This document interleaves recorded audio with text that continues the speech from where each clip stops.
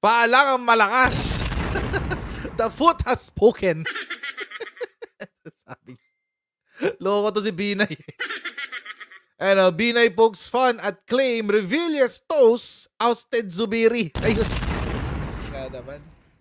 Medyo weird naman kasi talaga yun. Ito na kasi Senator Bato kung ano-ano pinagsasasabi. Senator Bato, bago ka kasi mag-comment, isipin muna natin yung sasabihin natin. Isip-isip po muna tayo, sir. Kasi mapapahiya tayo. Senador na tayo, hindi naman na tayo PNP chief eh. Oh, di ba? Isip-isip muna bago maglabas ng statement. Kasi tulad yan, the foot has spoken. Kasi apparently, ito kasing si Bato, may sinabi sa interview na to. May sinabi siya tungkol dyan. Sabi, Bato, artista group, rekindled ouster move versus Subiri. Ito yung nung napaltan siya ng nakaraan. Si Mig Subiri. Tapos, apparently, itong si Senator Bato ay nagpa-interview. Shoutout muna sa mga kaibigan natin sa Sendwave! Kung kayo po ay nasa US, UK, Canada, Italy, France, Spain, Ireland, and Belgium, ay pwede po ay magpadala ng inyong mga remittances sa Pilipinas gamit po ang Sendwave. Ang gagawin nyo lang ay download ang inyong Sendwave app, gawa kayo ng account, ilagay nyo yung bank account details nyo. Pwede na magpadala sa GCash, sa mga pawn shops at iba't ibang mga bangko sa Pilipinas. At kapag ginamit nyo pa ang promo code sa inyo pong unang padala, ay makakuha kayo ng karagdagan $20 free credit.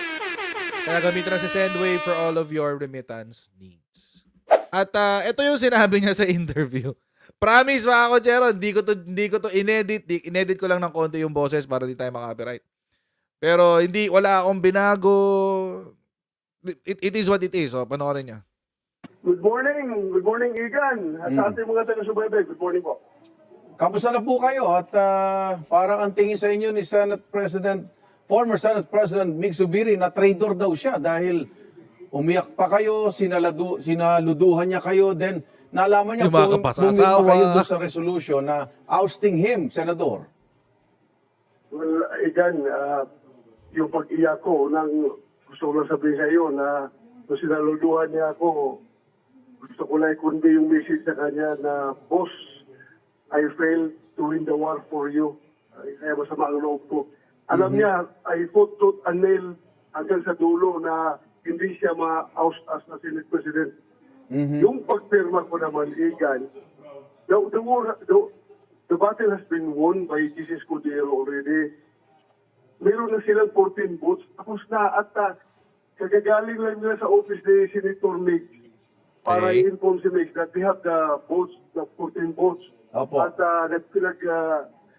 pumayag na si Senator Mig na umalis sa pwesto. Opo. Ngayon, nung pagkatapos na nag-usap, bumaba doon sa opisina ni Senator Tolentino, because I was there sa office ni Senator Tolentino para mag-meeting kami ni Senator Bungo na magkiusapan sana sila na kung okay lang ba sa kanila na ako'y mag-minority. Kasi may usapan kami na majority rules. Kapag 2 versus 1, 2 against 1, yung 1 ay obligado sumama sa 2. Opo. May silang dalawa, nag-decide na sumama sa boto.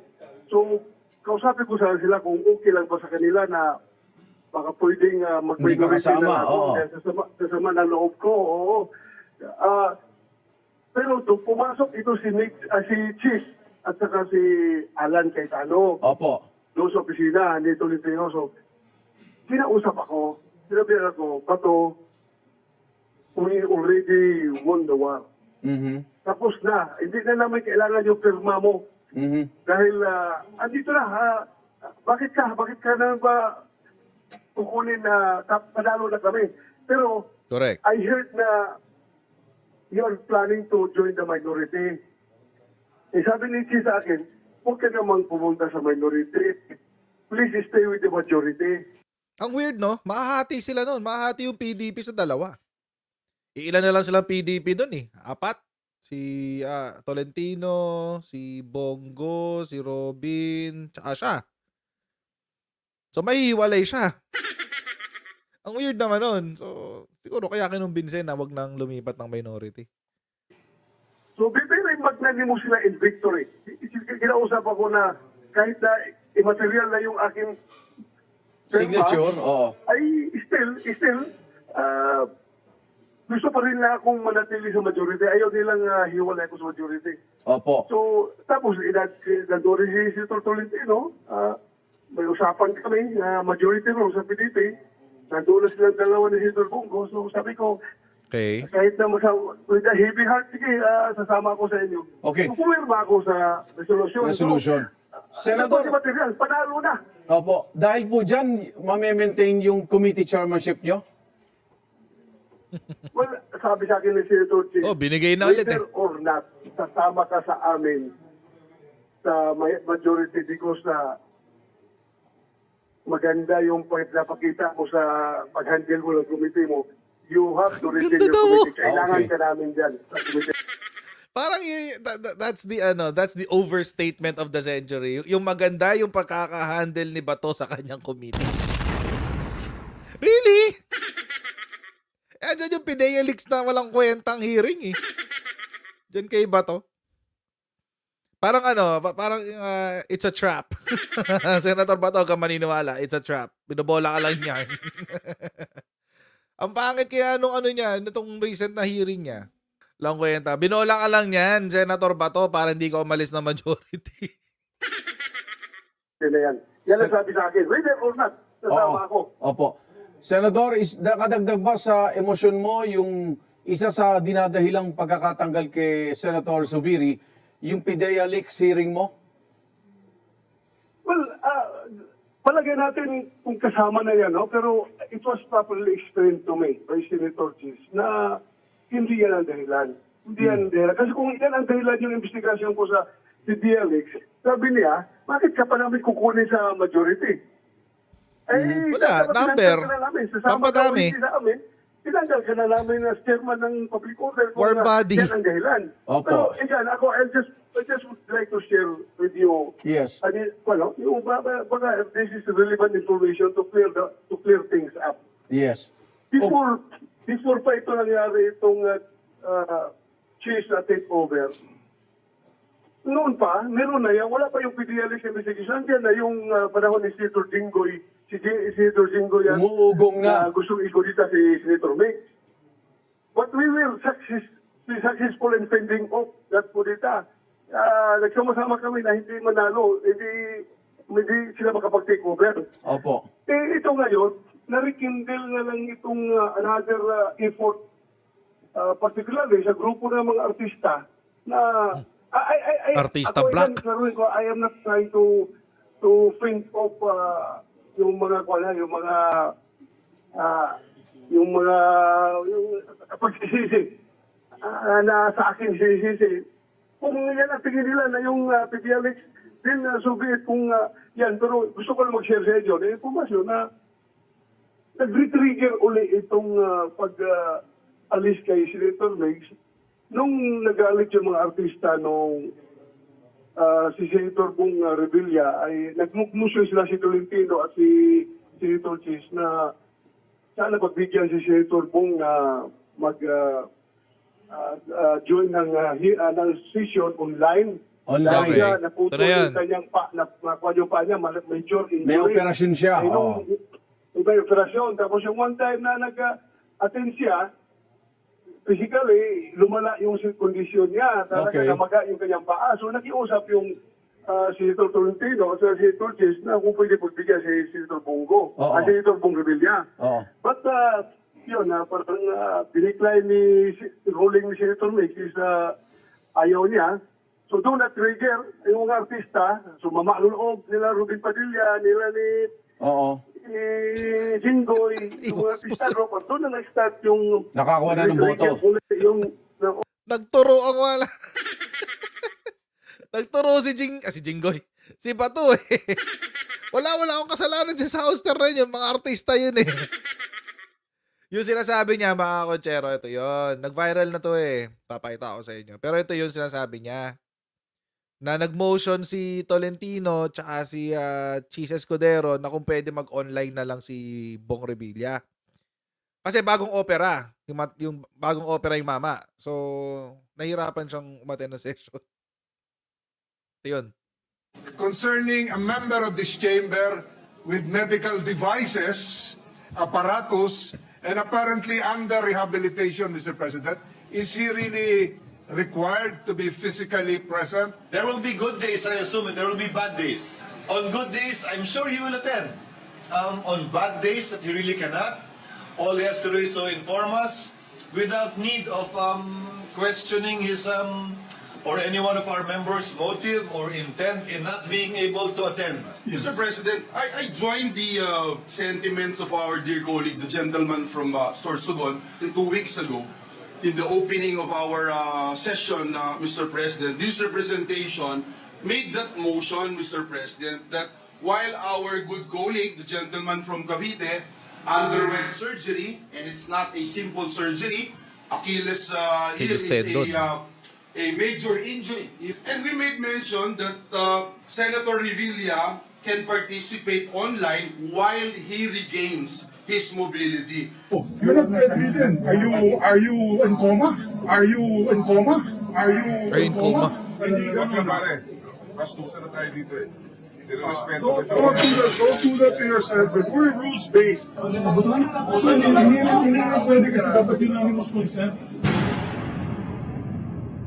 A few moments later. A point of inquiry, Mr. President. Ito yung nag-viral, The Senate President mentioned unanimous. May I know what is the correct answer? Because I look at section 121 on the suspension of the rules, and I get the impression that the motion is to be approved by a majority of the senators present. Majority lang. So it's not unanimous consent, Mr. President. Yeah, I know. I must have been mistaken. I must have been mistaken. It is really unanimous. Yes, Mr. President, and the gentleman is correct that when it comes to suspension of the rules, section 121 states that it is approved by majority of the senators. Thank you, Mr. President. Majority lang pala. Ang layo ng majority sa ano? Suspension. Ang layo ng majority sa unanimous, guys. Ha? Promise, ang layo ng majority sa unanimous. Majority, 50 plus 1. Yun yung majority. 50% plus 1. So, 51%. Yun yung majority. Unanimous, 100%. Ibig sabihin, dapat lahat. Yun ang unanimous. Ang pinag-usapan na dito yung tungkol sa suspension ng rules para magbigay daan sa mga exigencies. Tulad ng ganito, yung sitwasyon ni Bong Revilla. Baka pwedeng i-excuse na siya sa attendance at sa sa virtual na lang daw siya umattend kasi nga bagong opera yung paa. Eh sabi ni Mig Subiri, dapat daw unanimous. Dapat daw lahat 100% of the senators would say na o sige, pinapayagan natin suspend yung rules para kay Bong Revilla. Eh hindi pala. Nakalimutan ni Mix, may mga abogado dun sa loob.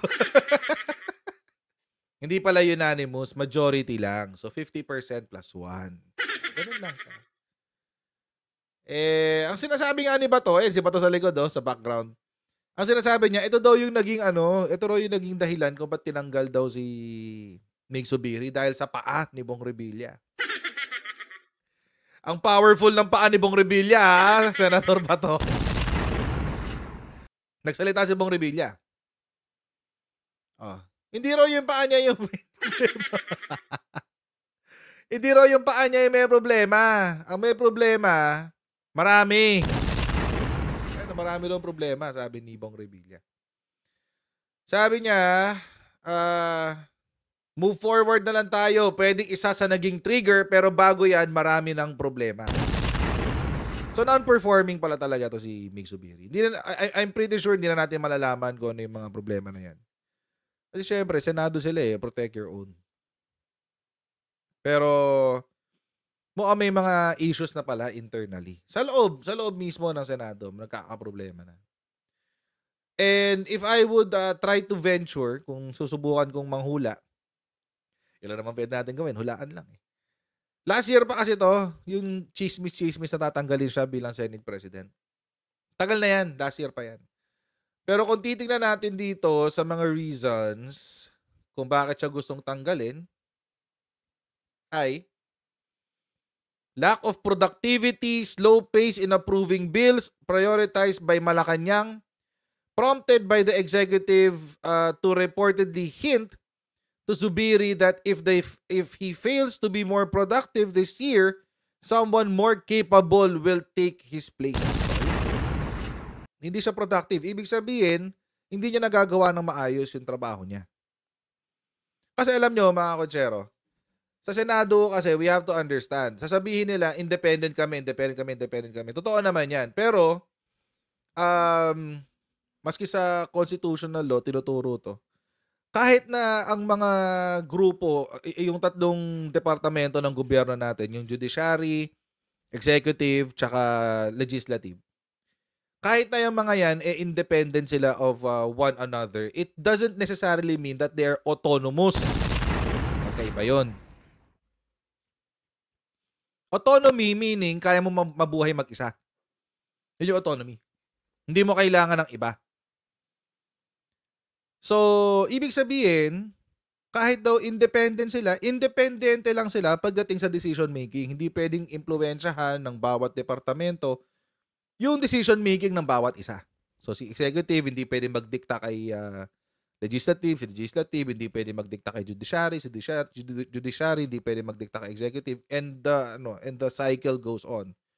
So, yun lang ang ibig sabihin ng independence. Hindi mo pwedeng diktahan. Pero hindi ibig sabihin nito na hindi kabit-kabit ang trabaho. Kabit-kabit ang trabaho niya mga yan. Si lower house, kakabit ng bituka niya si Senate. Si Senate, lahat ng batas na gagawin niya, nakakabit sa bituka ni executive. Kasi siya yung mag-i-implement si executive. Si executive naman, nakakabit ang bituka niya sa judiciary. Paano? Sa pamamagitan ng penalties. Yung habang ini-implement niya yung batas, kapag may mga hindi sumusunod sa batas, si judiciary ang bahala. Ganun yun. Ganun ang buhay ng ating mga politiko. So kahit sabihin natin na independent, etc., what have you, hindi ibig sabihin na hindi ka makikipag-usap o hindi ka makikipag-coordinate o hindi mo papakinggan at the very least. Yun na lang at the very least, pakinggan mo yung sinasabi ng ibang departamento. It seems, mga kotsero, syempre si PBBM may priority bills. Meron siya mga batas na gustong maisulong para yung mga gusto niyang ma-achieve ng gobyerno niya, ma-achieve niya. Mas madali niya ma-achieve. Mo ang si Zubiri, medyo makupad. Hindi natin alam kung bakit makupad. Baka sinasadyang maging makupad. Hindi natin alam kung bakit. Posibleng for whatever reasons. Maraming pwede maging dahilan yan. Baka tatamaan si ganito, tatamaan si ganyan. Halimbawa, yung sa Chacha, hindi inupuan niya yan. Hindi niya ginalawan yan. 1 taon, gumalaw lang siya. Ginalawan lang niya yung Chacha na yan nung nag-People's Initiative. Yun. Pero I doubt na may impluwensya ang Malacanang. Baka, syempre, nagrereklamo rin siya. Nakakarating sa mga senador, yung mga kaalyado ng mga senador, anang Malacanang, sasabihin, nahihirapan daw Malacanang. Baka gawa natin ang paraan. Di tanggalin. Ganun lang naman kasimple yun. Pero kasi mga kotsero, kung sasabihin kasi na inimpluwensyahan ng Malacanang, yung mga senador, paano mo mapapaliwanag yung boto ni Amy? Paano mo mapapaliwanag yung boto ni Villar? Paano mapapaliwanag yung boto ni Robin, ni Bongo, at ni Tolentino, at ni sino ba to? Si Bato. Si Bato nagpaliwanag na nga. Sabi niya wala raw siyang choice. Wala raw siyang choice. So, ayun. At saka may issue pa. Diyos ko, yung sa SMNI na warrant of arrest, hindi niya pinakailaman, di ba? Inupuan niya yun ilang buwan. Ilang buwan niya inupuan yun? 2 buwan yata, if I'm not mistaken. Sabi ni Risa Ontiveros, 1 or 2 months. Hindi niya ginalaw yung sa SMNI na warrant of arrest. Tapos itong sa PIDEA leaks, kahit walang kwenta, nagpapatuloy. So parang, may issue talaga kay Mig Zubiri. May issue talaga. May issue. So, siguro, unlike nung panahon ni Digong, kapag meron siyang gustong batas, ang bilis Mabilis. Pero this time mabagal. Hindi katulad dati. So, kaya ano siya? Kaya, imagine, no? Only 3 bills were passed under the current administration last year. Imagine, isang taon, 3 lang naipasa mong batas sa priority legislation.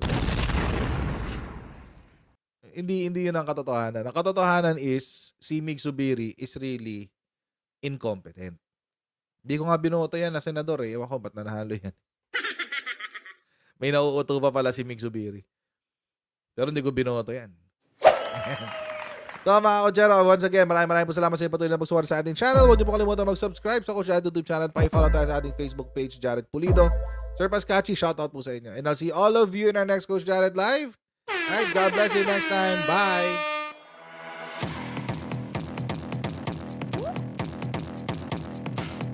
Huwag ganun. Huwag natin gawing tanga mga Pilipino.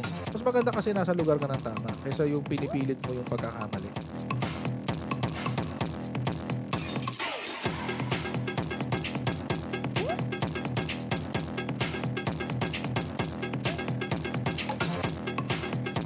Are they willing to go that far? Hindi makakalimutan ng Pilipino yan hanggat di nasasagot niya.